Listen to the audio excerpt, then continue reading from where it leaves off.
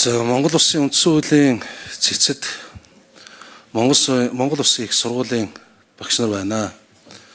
За миний багш Жуужиг Эрдэнэ болгон багш маань байна.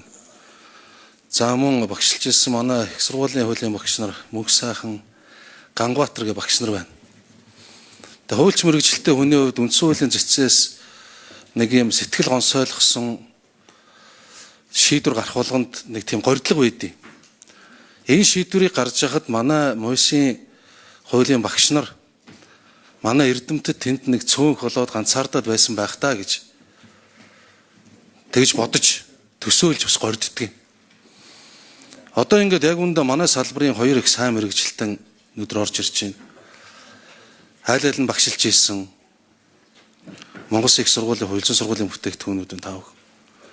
Тэг ингээд тав хэн бол тооны хувьд олон боллоо. Ингээд томилогдвол тэгээд энэ хууль эрх зүйн системд итгэдэг хүний эрх чөлөө нэгт гэж үздэг үндсэн хуульдаа итгэдэг хуульчид цаашлбал энэ хууль тогтоогчид бүх олон нийтээрээ та бүхэнд ингээ итгэлээ тавьж суух нэ.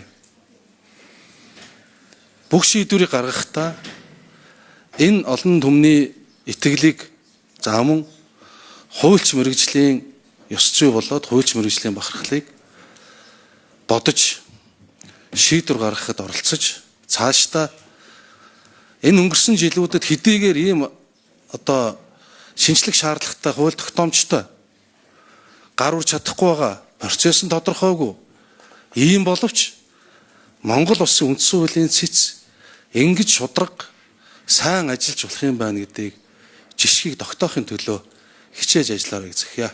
Баярлалаа.